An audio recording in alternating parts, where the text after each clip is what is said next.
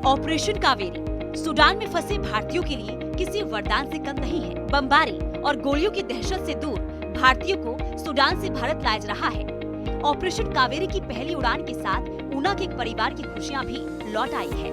उनका बेटा सुरक्षित घर लौट आया है। परिवार खुश है और केंद्र सरकार का आभार जता रहा है।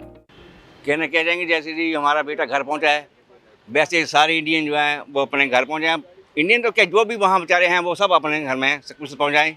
इससे बड़ी खुशी नहीं हो सकती। ये केंद्र सरकार की, ये नहीं कि मोदी है तो मुमकिन है।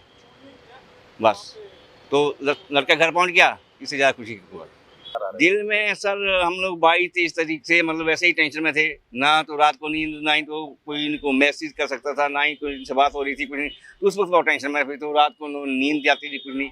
बस यही क्या होगा, कब आएंगे, कैसे आएंगे, बस यही चला था। सूडान से ऊना तक का सफर रोहित और दूसरे भारतीयों के लिए आसान नहीं था, क्योंकि जब जंग छिड़ी हो तो गोली बारूद के बीच जान की कीमत नहीं रहती। सर वापसी है, हम बस के जरिए हमने पहले पोर्ट सूडान के लिए बस ली थी, तो 800-850 किलोमीटर का फासला तय किया, 12 घंटे का सफ़र था। तो उसके बाद वहाँ पे स्टे किया पोर्ट सूडान में, 1-1.5 दिन वहाँ पे स्टे किया। उसके बाद कागज पत्र का काम किया, उन्होंने फॉर्म वगैरह भरे। तो उसके अगले दिन नेवी वाले आए थे, नेवी वालों ने हमें वहाँ पे शिप पे बिठाया और 12 घंटे का सफ़र तय करके हमें जद्दा पोर्ट पे पहुँचाया। तो वहाँ पे फिर से उन्होंने स्कूल में रखा था, वहाँ पे मतलब सेवा पानी सब कुछ किया, खाना पीना दिया, सब कुछ किया। इंडियन स्कूल था वो वहाँ पे।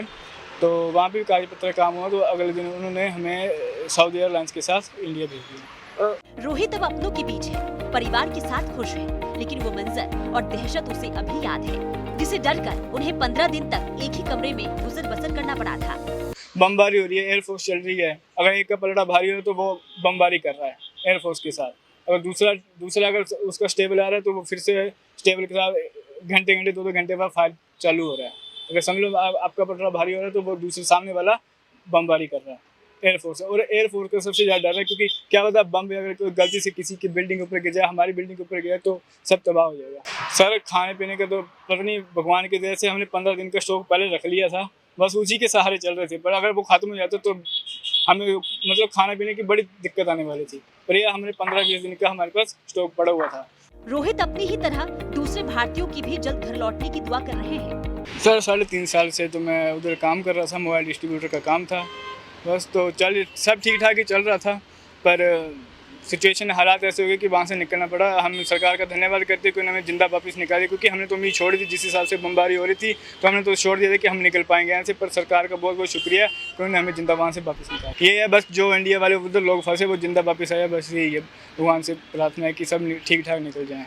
भारतीयों की हर हाल में सुरक्षा का वादा करने वाली केंद्र सरकार बिना देर की भारतीयों को युद्ध का मैदान बने सूडान से सुरक्षित वापस ला रही है। देशवासियों को अलग अलग स्तर पर सहायता भी पहुंचाई जा रही है, ताकि वो मुश्किल हालातों का मुकाबला कर अपने घर वापस लौट सके। सूर्य समाचार के लिए ऊना से अमित शर्मा।